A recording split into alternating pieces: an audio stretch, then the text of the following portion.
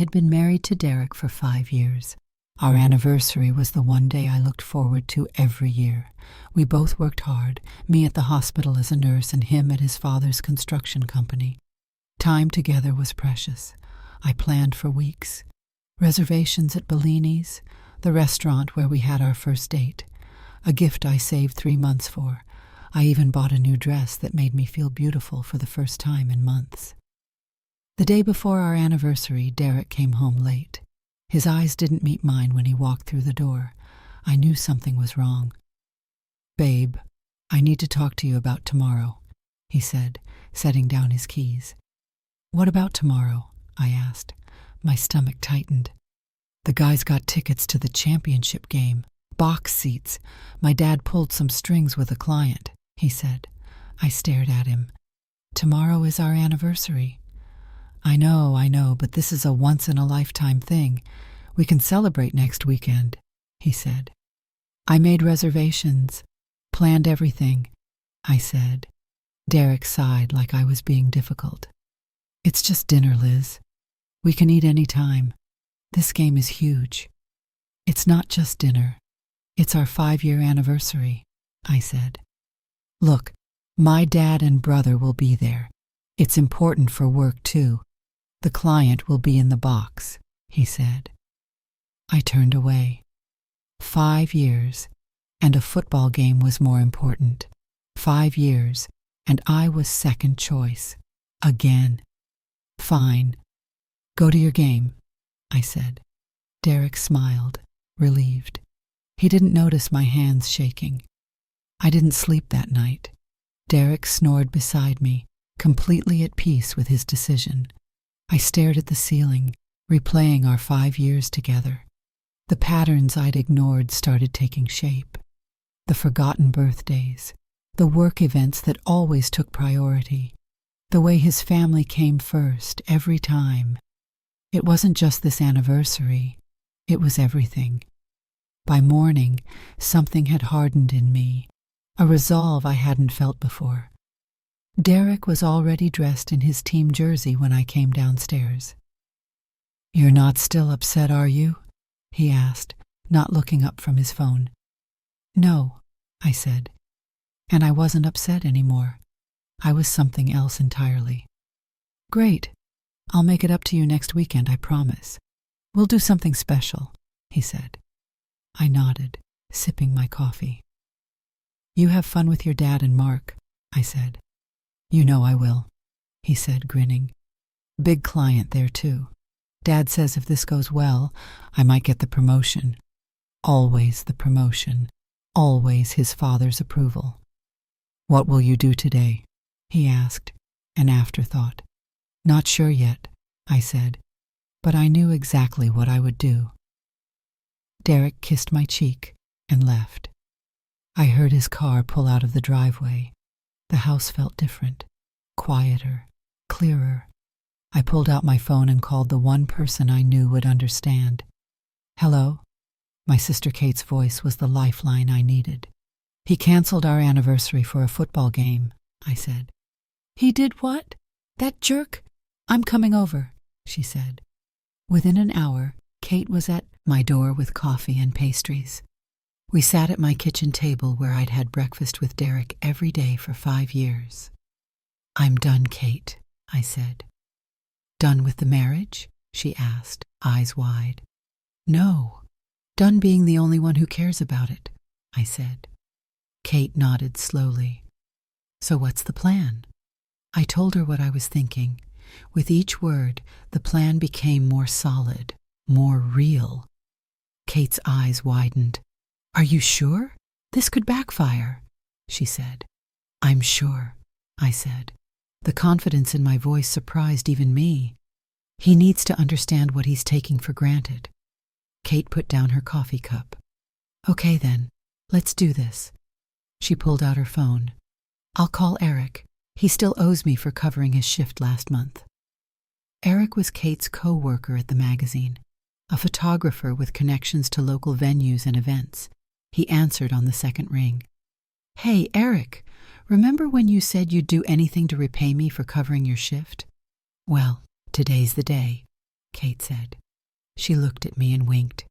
My sister needs 2 tickets to the championship game, box seats preferably, right next to Connor McGuire's suite. Connor McGuire was the client Derek's father was trying to impress. I listened as Kate negotiated. Her voice was firm, unyielding, nothing like how I spoke to Derek anymore. When had I become so small? Done, Kate said, hanging up. Eric's cousin works security at the stadium. He can get us in the box right next to your father-in-law's. Now we need to get you ready. Kate opened her bag and pulled out makeup. If we're doing this, we're doing it right. You're going to look stunning. An hour later, I hardly recognized myself in the mirror. The woman staring back wasn't the nurse who worked double shifts. She wasn't the wife who made excuses for her husband's behavior. She was someone new, someone confident. Now for the dress, Kate said. She pulled out a garment bag. Inside was the red dress I'd bought for our anniversary dinner, the one Derek would never see me wear to Bellini's. Perfect, I said. We arrived at the stadium just as the game was starting. Eric's cousin Adam met us at the VIP entrance. He looked at the passes Kate handed him, then at us. These are for the executive box, he said, impressed. Big game today. We know, I said. That's why we're here. Adam led us through corridors and up elevators until we reached a section lined with glass boxes overlooking the field. He pointed to the second door on the right. That's your box. The McGuire group is right next door. I thanked him and took a deep breath. Kate squeezed my hand. Ready? Ready, I said. We entered the box and were immediately greeted by a man in a suit. Welcome to the McGuire VIP section. I'm Connor McGuire's assistant. He asked me to make sure all guests are taken care of. Can I get you ladies anything? We're fine for now, thank you, Kate said. We'll just get settled. The assistant nodded and moved away. The box was luxurious, with leather seats facing the glass wall that overlooked the field. A buffet lined one wall and a bar occupied another. Through the glass partition on our right, I could see into the neighboring box, and there they were, Derek, his father Richard, his brother Mark, and who I assumed was Connor McGuire. They were laughing, drinks in hand, completely engrossed in the game that had just started. There they are, I whispered to Kate. Perfect. Now we wait for the right moment, she said. We took seats near the partition, close enough that if Derek looked our way, he'd see me. But he didn't look. His eyes were glued to the field. The first quarter passed, then the second. Derek and his family cheered and groaned with the game's momentum. Not once did he glance around. Not once did he think about what I might be doing. During halftime, Connor McGuire's assistant approached us again. Mr. McGuire would like to invite all the guests to join him for refreshments in the main area. This was it, the moment we'd been waiting for. Kate and I followed the assistant through a door that connected the boxes to a shared lounge area. And there stood Connor McGuire, tall and imposing in an expensive suit, greeting his guests. I saw Derek's father first.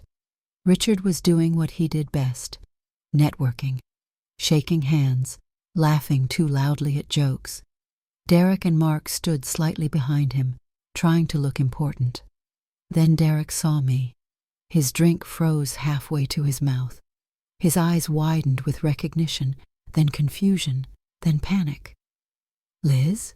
He said. Oh, hello, Derek, I said, my voice casual. Enjoying the game? Richard turned at the sound of his son saying my name. His smile faltered when he saw me. Elizabeth, what are you doing here?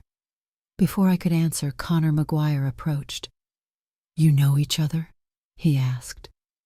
This is my wife, Derek said, his voice strained. He moved to stand beside me, as if to claim me. Too late. Your wife?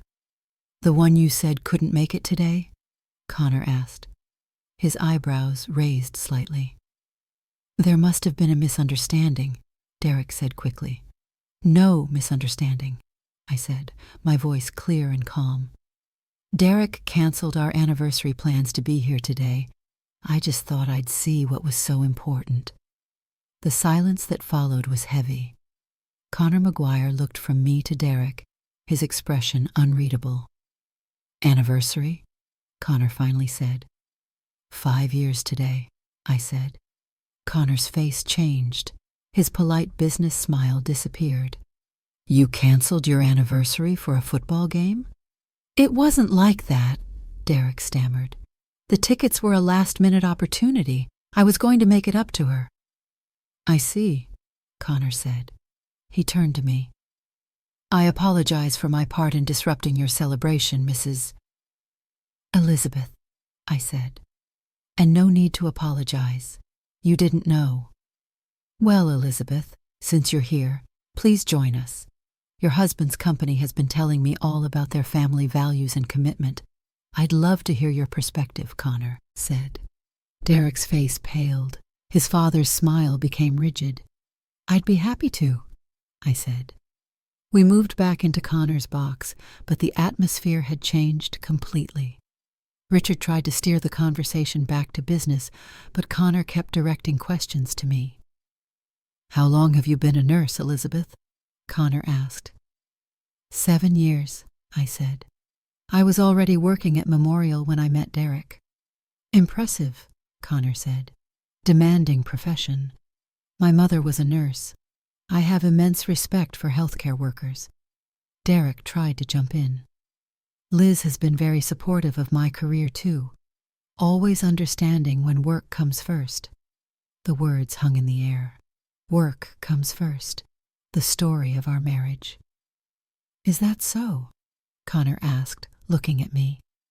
I met his gaze steadily. Actually, today was supposed to be about our marriage coming first for once. But here we are. Kate, who had been quietly observing, placed a hand on my arm. Support. Sisterhood. Connor turned to Richard. You know, Richard, when you approached me about a potential partnership, you emphasized family values, that your company was built on solid relationships and commitment. Richard nodded enthusiastically. Absolutely, family is everything to us. Yet your son canceled his anniversary for this meeting, Connor said. His tone was conversational, but his words cut deep. Makes me wonder what other commitments might be easily broken. The game continued in the background, but no one in the box was watching anymore. Richard glared at Derek. Derek kept trying to catch my eye, but I focused on Connor and Kate. If you'll excuse me, Connor said, standing, I need to make a call. Elizabeth, it was a pleasure meeting you. I hope your next anniversary is celebrated properly. He walked away, leaving a devastated silence behind him. Richard exploded the moment Connor was out of earshot. What the hell is going on? Why is she here? I'd like to know that too, Derek said, finally finding his voice. He turned to me. What are you doing, Liz? What am I doing? I'm watching a football game. Isn't that what today is all about? I said. You're trying to sabotage this deal, Richard hissed. Do you have any idea what you've done? I didn't do anything, I said. I didn't cancel plans. I didn't lie about my spouse. I didn't prioritize a game over a marriage milestone. Mark, who had been silent until now, spoke up. Dad, this isn't her fault. It's Derek's for lying. Richard rounded on his younger son. Stay out of this, Mark. No, Mark said. You're the one who pushed for Derek to be here. You knew it was their anniversary. This was new information. I looked at Mark. You knew? Mark nodded, not meeting my eyes. Derek mentioned it last week at dinner. Dad said the deal was more important, that you'd understand. I turned to Derek. So it wasn't even your decision? You just went along with what your father wanted? Again. Derek had no answer. Richard's face was red with anger and embarrassment. Kate stood up. I think we should go, Liz. We've seen enough. Wait, Derek said, reaching for my arm. Liz, please, let me explain. I pulled away from his grasp. There's nothing to explain. You made your choice, several times over, apparently. As Kate and I walked toward the exit, Connor McGuire returned. He nodded at us politely, then turned to Richard. Richard, I've been thinking about our discussion. I don't think your company is the right fit for what I'm looking for. Richard's face fell. But we've been in talks for months. Yes, and I've learned a lot in those months. And even more today, Connor said.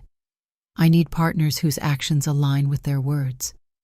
Good day, gentlemen. Enjoy the rest of the game. Kate and I left the stadium in silence. It wasn't until we were in her car that I finally spoke. I didn't expect to feel this way. What way? Kate asked, starting the engine. Relieved, I said. And I was. For the first time in years, I felt like I could breathe. We drove back to my house, the house I shared with Derek, filled with photos of our life together, a life where I was always an afterthought. What are you going to do now? Kate asked as we sat in her car in my driveway. I don't know yet, I said honestly, but I know things can't go back to how they were. Kate nodded. You can stay with me if you want. Take some time to think. I think I'll do that, I said. I packed a small bag while Kate waited. Clothes, toiletries, my nursing license, the essentials. As I was about to leave, I saw the anniversary gift I'd bought for Derek. A watch, expensive and thoughtful. I left it on the kitchen counter with no note. Derek called 7 times while Kate and I drove to her apartment. I didn't answer. He texted apologies, excuses, promises. I read them all but responded to none. It was dark by the time we arrived at Kate's place. She made us dinner, and we opened a bottle of wine. For the first time that day, I laughed. Really laughed. You should have seen Richard's face, Kate said, mimicking his expression of shock. And Derek, I added, like he'd seen a ghost. Connor McGuire was impressed with you, Kate said, the way you handled yourself. He seemed like a decent man, I said, unlike the men in Derek's family. Except maybe Mark, Kate pointed out. He stood up for you. True, I admitted. I didn't expect that. My phone buzzed again. Derek, this time with a voicemail. I put the phone down without listening to it. You'll have to talk to him eventually, Kate said. I know, but not tonight. Tonight is for me, I said. The next morning I woke up with a clarity I hadn't felt in years. Kate was already up, making coffee. Sleep well? She asked. Better than I have in months, I said. My phone showed 15 missed calls from Derek and 5 from Richard. I switched it off and placed it face down on the counter. What's the plan for today? Kate asked. I need to call the hospital, see if I can pick up an extra shift, I said. Running away into work? Kate asked, raising an eyebrow. No, taking control of my income. If I'm going to make changes, I need financial independence, I said. Kate nodded approvingly. Smart. I used Kate's phone to call the hospital. They needed someone for a double shift starting at noon. I accepted immediately. I should head home to get my scrubs, I said after hanging up. Kate looked concerned. What if Derek's there? Then we'll have the conversation we need to have, I said. But on my terms this time. Kate insisted on driving me. As we pulled into my driveway, I saw Derek's car was gone. Relief and disappointment mingled in my chest. Inside, the house was quiet. Too quiet. I went upstairs to get my uniform, then checked the kitchen. The watch was gone from the counter. In its place was a bouquet of roses and a card. I opened the card. I'm sorry. Please call me. We need to talk. Derek's handwriting, rushed and messy. I left the flowers and the card exactly where they were. I gathered my things and walked out, locking the door behind me. The hospital was busy, which was good. I lost myself in the work, in caring for patients who needed me. Colleagues asked about my anniversary, and I gave vague answers. Low-key this year, I said. Or, we're celebrating later. Small lies to avoid bigger conversations. By the end of my double shift, I was exhausted, but centered. Kate picked me up, and we stopped for takeout on the way back to her place. Derek came by my office today, Kate said as we ate. I paused, fork midway to my mouth. What did he want? To know where you were, if you were okay, if you were coming home, Kate said. What did you tell him? I asked. That you were safe, and the rest was for you to say, not me, Kate said. He looked terrible, if that makes you feel any better. It doesn't, I admitted. I didn't do this to hurt him. I did it to stop hurting myself. Kate reached across the table and squeezed my hand. I know. On the third day, Richard showed up at the hospital during my lunch break. I was sitting in the cafeteria when he appeared at my table. Elizabeth, he said, his voice tight. We need to talk.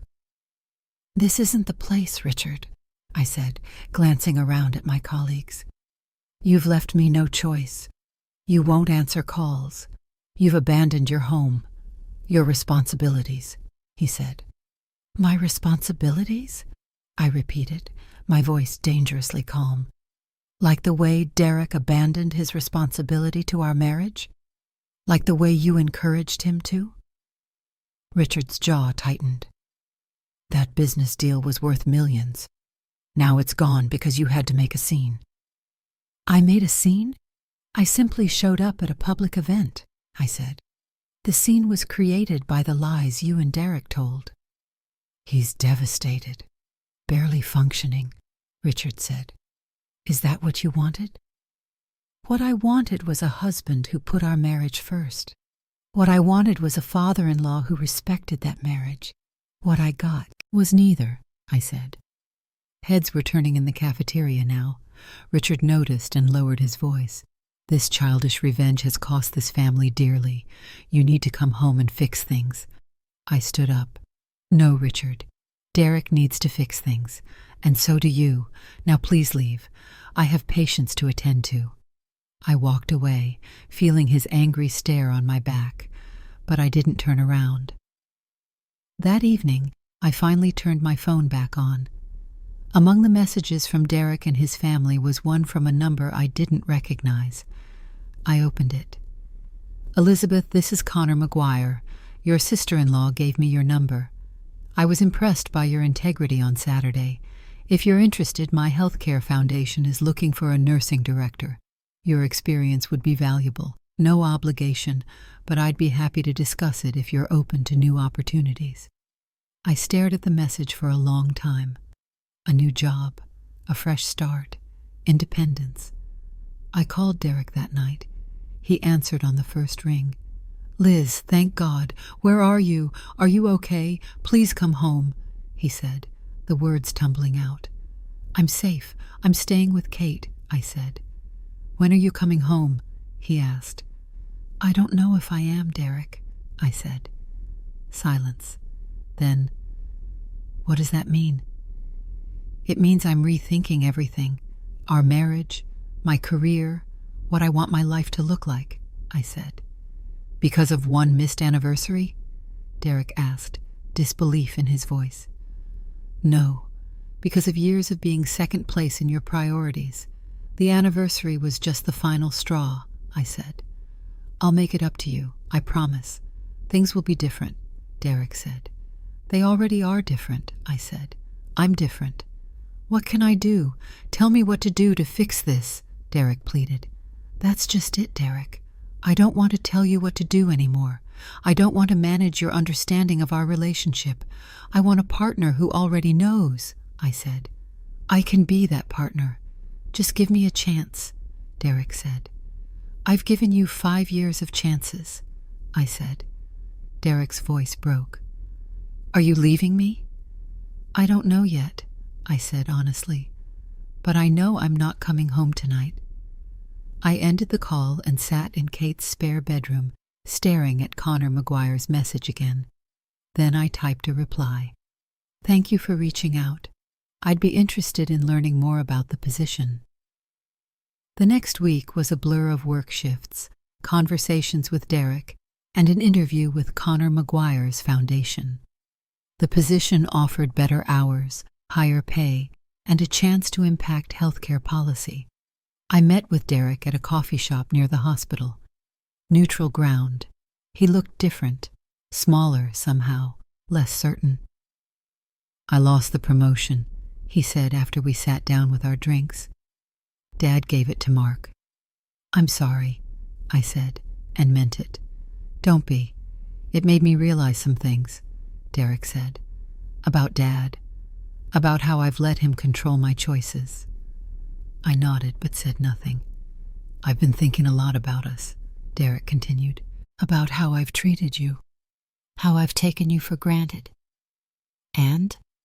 I prompted when he fell silent. And I'm sorry. Truly sorry. I want to do better. Be better, he said. I believe that you want to, I said carefully, but wanting and doing are different things. Derek reached for my hand across the table. I let him take it. I love you, Liz. Please come home. I looked at our joined hands. 5 years of history. Love, yes, but also pain, neglect. I got a job offer, I said. Nursing director at McGuire's Healthcare Foundation. Derek's hand twitched in mine. McGuire? You've been talking to him? He reached out to me, I said. It's a good opportunity. So you're leaving. The job, me, everything, Derek said. The job is here in the city, I clarified. As for us, I need time, Derek, space to think clearly. What can I do? He asked again. The question he always asked when he'd messed up, wanting me to fix it, to tell him how. This time I had a different answer. You can figure that out yourself.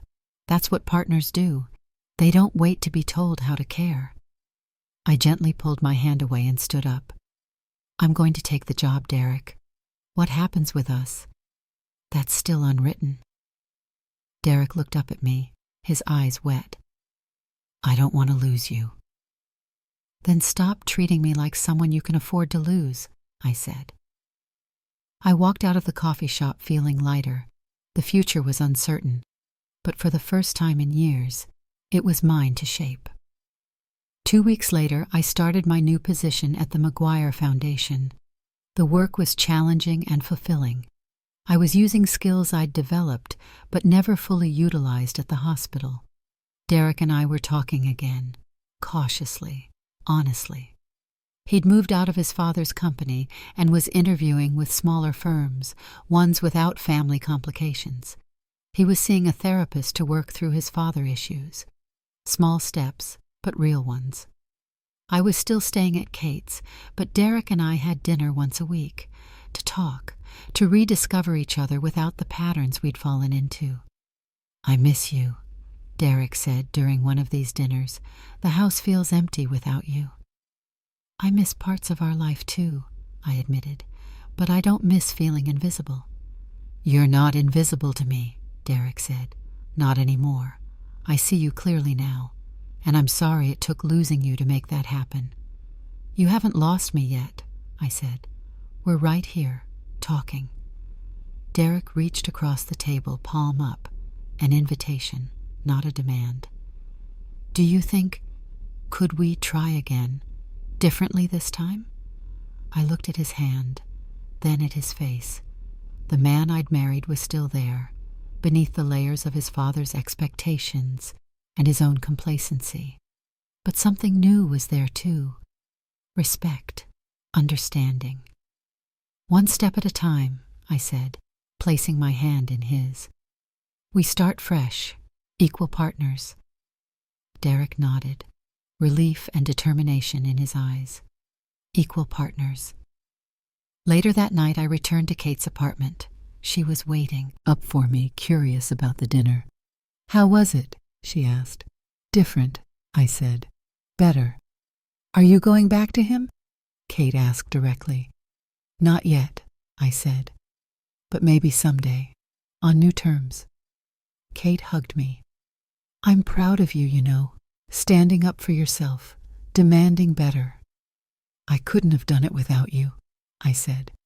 That day at the stadium changed everything.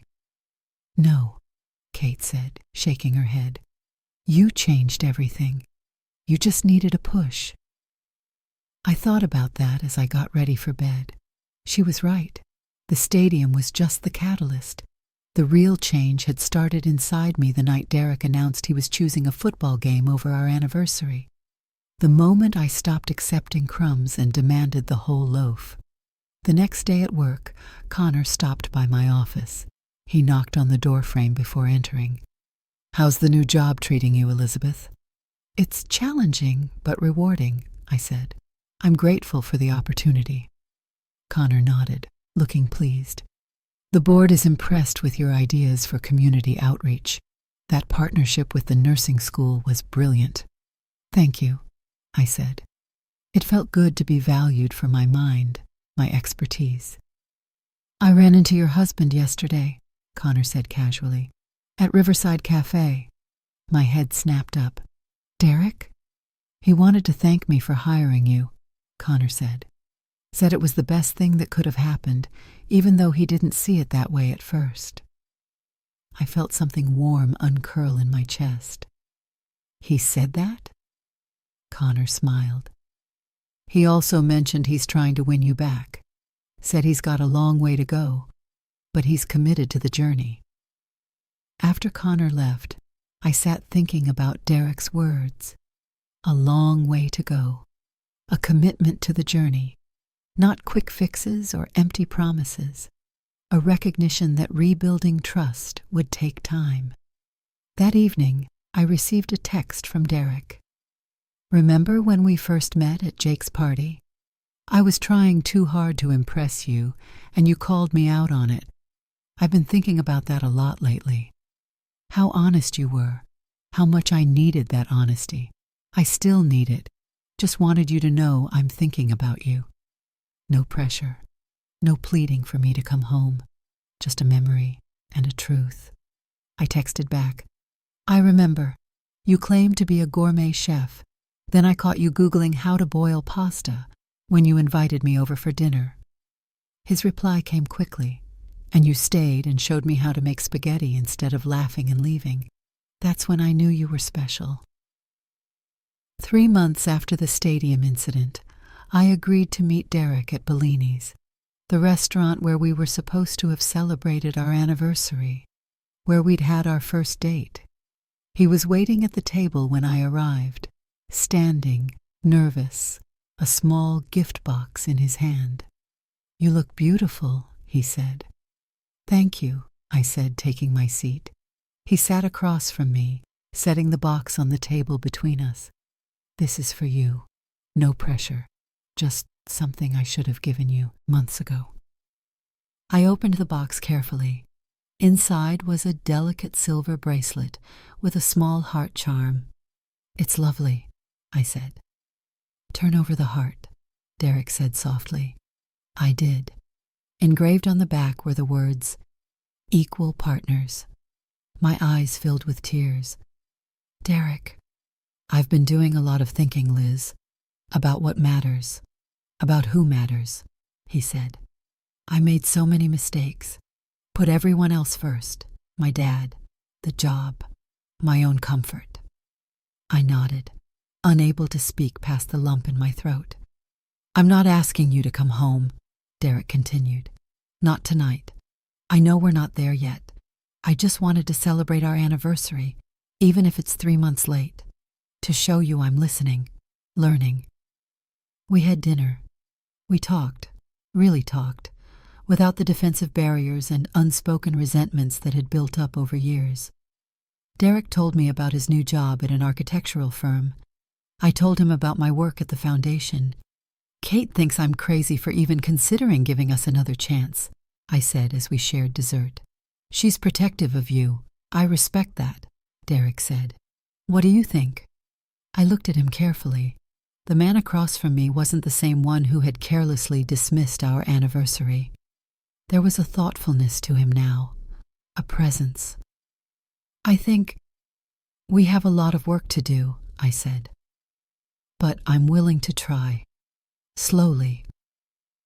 The relief on Derek's face was palpable. "That's all I'm asking for. A chance to show you who I can be, who we can be together." After dinner, he walked me to my car. No pressure for me to come home with him, no expectations. "Thank you for tonight," I said. "Thank you for coming," Derek replied. "It meant everything." He leaned in slowly, giving me time to pull away if I wanted to. I didn't. Our kiss was gentle, familiar yet new, a beginning rather than a continuation.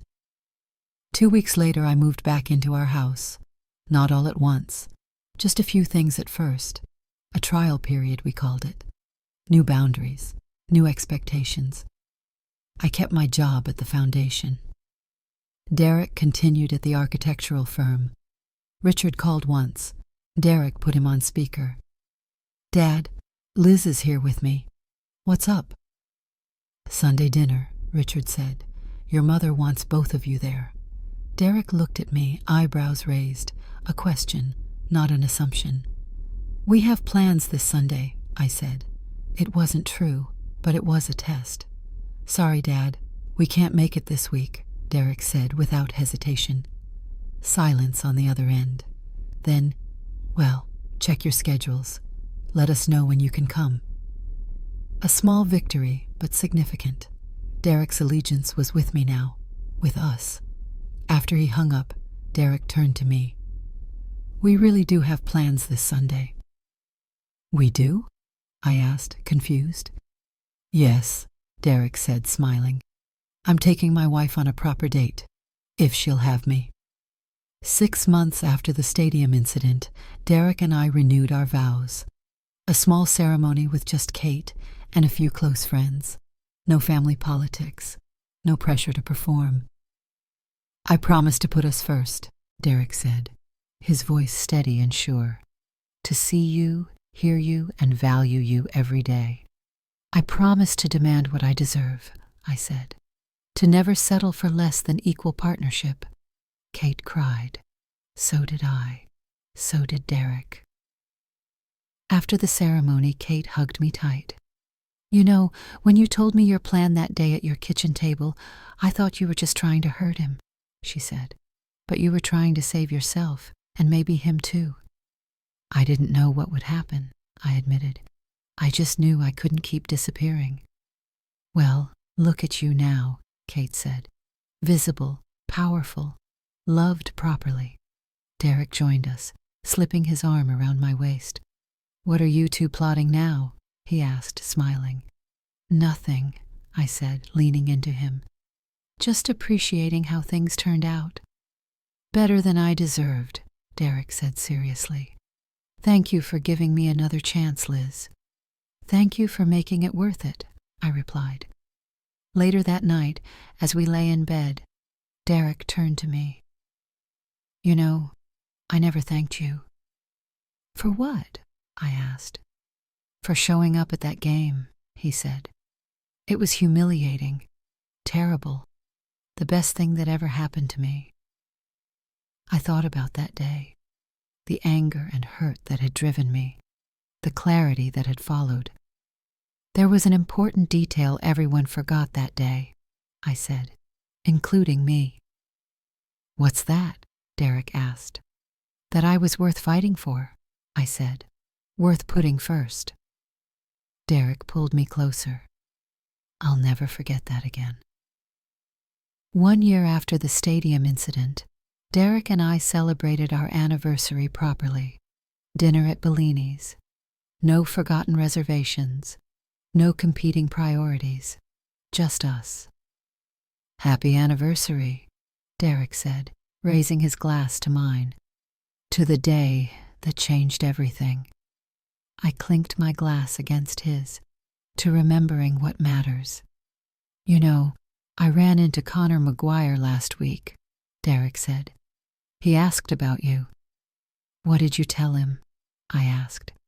I told him you were brilliant at your job, that the foundation was lucky to have you, Derek said, and that I was even luckier to have you come home to me every night. I smiled. Good answer. I've been practicing, Derek said with a wink. Being worthy of you takes work. After dinner, we walked hand in hand to our car. The night air was cool, the stars bright above us. Any regrets? Derek asked suddenly. About everything that happened, how it all went down. I thought about it, about the hurt and anger, the stand I took, the man beside me now. None, I said honestly. Not a single one.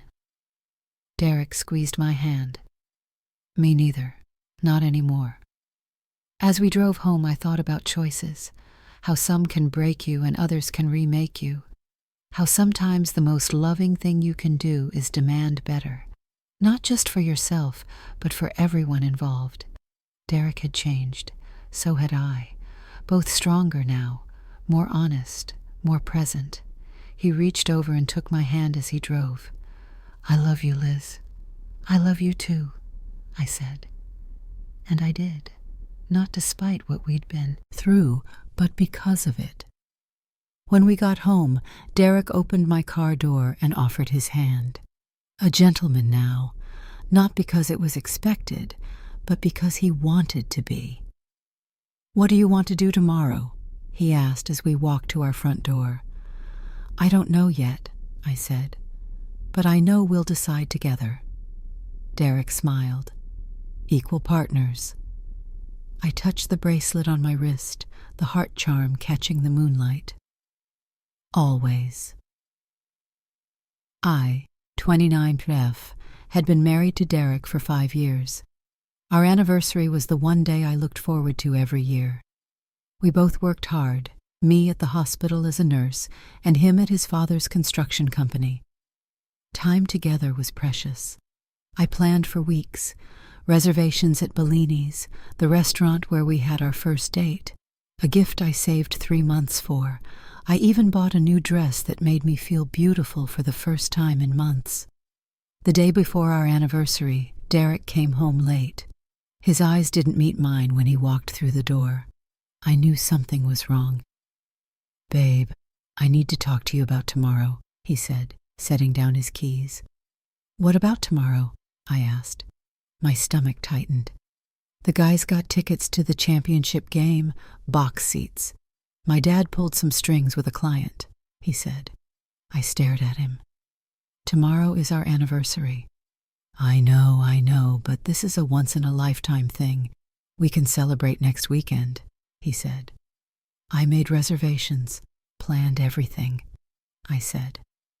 Derek sighed like I was being difficult. It's just dinner, Liz. We can eat any time. This game is huge. It's not just dinner. It's our 5-year anniversary, I said. Look, my dad and brother will be there. It's important for work, too. The client will be in the box, he said. I turned away. 5 years, and a football game was more important. 5 years, and I was second choice. Again. Fine. Go to your game, I said. Derek smiled, relieved. He didn't notice my hands shaking. I didn't sleep that night. Derek snored beside me, completely at peace with his decision. I stared at the ceiling, replaying our 5 years together. The patterns I'd ignored started taking shape, the forgotten birthdays, the work events that always took priority, the way his family came first, every time. It wasn't just this anniversary, it was everything. By morning, something had hardened in me, a resolve I hadn't felt before. Derek was already dressed in his team jersey when I came downstairs. You're not still upset, are you? He asked, not looking up from his phone. No, I said, and I wasn't upset anymore. I was something else entirely. Great. I'll make it up to you next weekend, I promise. We'll do something special, he said. I nodded, sipping my coffee. "You have fun with your dad and Mark," I said. "You know I will," he said, grinning. "Big client there, too. Dad says if this goes well, I might get the promotion." Always the promotion. Always his father's approval. "What will you do today?" he asked, an afterthought. "Not sure yet," said, but I knew exactly what I would do. Derek kissed my cheek and left. I heard his car pull out of the driveway. The house felt different, quieter, clearer. I pulled out my phone and called the one person I knew would understand. "Hello?" My sister Kate's voice was the lifeline I needed. "He canceled our anniversary for a football game," I said. "He did what? That jerk? I'm coming over," she said. Within an hour, Kate was at my door with coffee and pastries. We sat at my kitchen table where I'd had breakfast with Derek every day for 5 years. "I'm done, Kate," I said. "Done with the marriage?" she asked, eyes wide. "No, done being the only one who cares about it," I said. Kate nodded slowly. "So what's the plan?" I told her what I was thinking. With each word, the plan became more solid, more real. Kate's eyes widened. "Are you sure?"